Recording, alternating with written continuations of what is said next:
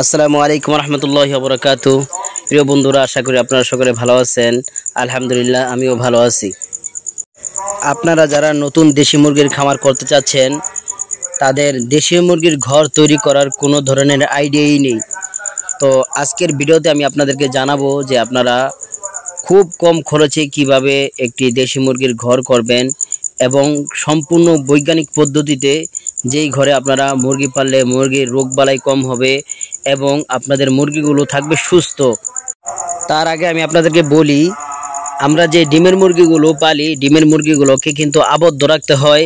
ডিমের মুরগিগুলোকে কোনোভাবেই কিন্তু আপনার ছেড়ে পালা যায় না, কারণ ডিমের মুরগি যদি দৌড়াদৌড়ি ফালাফালি করে তাহলে ডিম কম দিবে। ডিমের মুরগিকে যদি আপনারা আবদ্ধ করে পালেন তাহলে ডিম বেশি দিবে। ডিমের মুরগিকে যদি আপনারা খাঁচায় পালতে পারেন তাহলে আরও বেশি ভালো। কিন্তু মাংসের মুরগিকে কোনোভাবেই আবদ্ধ করে পালা যাবে না। মাংসের মুরগিকে আপনার ছেড়ে পালতে হবে।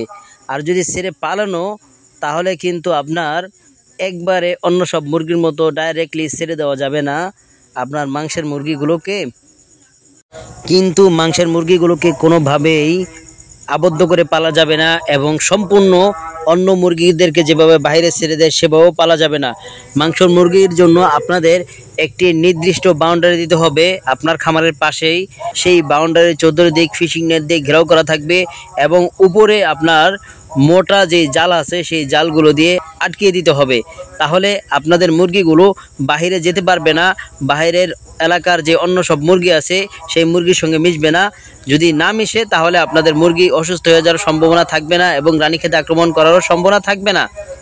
এবং আপনারা যদি খামারের মধ্যে আবদ্ধ করে পালেন তাহলে কিন্তু আপনাদের মুরগিগুলোর ওইরকম স্বাদ হবে না এবং আপনাদের মুরগিগুলোর পা নোংরা হবে না। পাইকাররাও আপনাদের মুরগি নিতে চাইবে না, যদিও বা নেয় তাহলে খুব কম দামে নিবে। আপনারা যখন বাহিরে এইরকম একটি বাউন্ডারি দিবেন, দেখেন আমি আপনাদেরকে দেখিয়ে দিচ্ছি, এরকমভাবে সুন্দর করে একটি বাউন্ডারি দিবেন এবং আপনারা জায়গায় জায়গায় গোবর ছিটিয়ে দিবেন।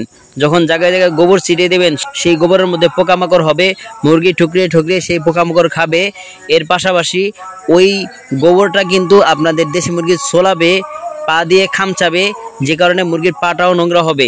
এবং আপনারা যখন বাজারে বিক্রি করতে নেবেন তখন আপনারা খুব সহজেই মুরগিগুলো বিক্রি করতে পারবেন। মানুষজন দেখেই বুঝে যাবে যে এটি গৃহপালিত মুরগি এবং এটি ছেড়ে পালন করা হয়েছে। এই ঘরটি করা হয়েছে 10 ফিট বাই 20 ফিট। দেখেন, এটা কিন্তু মাটি থেকে অনেক উঁচুতে করা হয়েছে। এটার নিচ দিয়ে যে মলগুলো পড়বে সেগুলো যেন সহজে পরিষ্কার করা যায়। এই ঘরটি কিন্তু আপনার সিমেন্ট দিয়ে পাকা করেও করা যেত, তাহলে খরচের অংশটা বেড়ে যেত।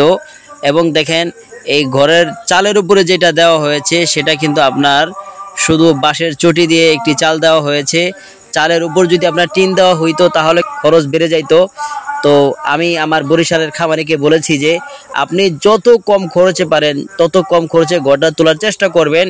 ঘরের মধ্যে ইনভেস্ট না করে আপনি মুরগির পিছনে ইনভেস্ট করেন। ইনশাল্লাহ আপনি এখান থেকে যখন সফলতা পাবেন তখন আপনি ঘরের পিছনে ইনভেস্ট করবেন। কারণ আপনারা যখন খামার শুরু করেন প্রথমেই অনেক টাকা ইনভেস্ট অনেকে করে ফেলেন, তখন দেখা যায় যে মুরগিরকে খাওয়ানোর মতো টাকা পয়সা থাকে না। এই জন্য আপনারা চেষ্টা করবেন ঘরের পিছনে খুবই টাকা কম ইনভেস্ট করতে। ভবিষ্যতে যদি আপনাদের ফার্মিংটা ছেড়ে দিতে হয় অথবা কোনো কারণে আপনি ফার্মিংটা কন্টিনিউ করতে না পারেন, তখন যেন আপনার বেশি লসের সম্মুখীন হতে না হয়। এই জন্য আপনারা ঘরটা খুব কম খরচে করবেন। দেখেন, খুব কম খরচে আমি করতে বলেছি। পার্টিশনের এক সাইডে আপনার ডিমের মুরগি রাখা হবে এবং আরেক সাইডে রাখা হবে হলো আপনার মাংসের মুরগি। আর বোর্ডিংয়ের জন্য আমরা অন্য একটি ঘর নির্বাচন করেছি। এখানে কোনো বোর্ডিংয়ের মুরগি রাখা হবে না।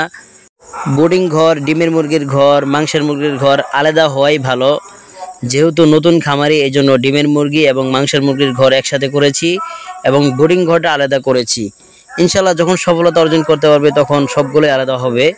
অনেক কথাই বললাম, এবার আসুন এই ঘরটি করতে কত টাকা খরচ হয়েছে সেই বিষয়টি আপনাদেরকে জানাই। এই ঘরটি সম্পূর্ণ করতে বাইরে যে আপনারা নেটের বাউন্ডারি দেখেছেন সেটা এবং এই ঘরের মধ্যে যে পর্দা ব্যবহার করা হয়েছে সব কিছু মিলে মোট 21,000 টাকা ব্যয় হয়েছে।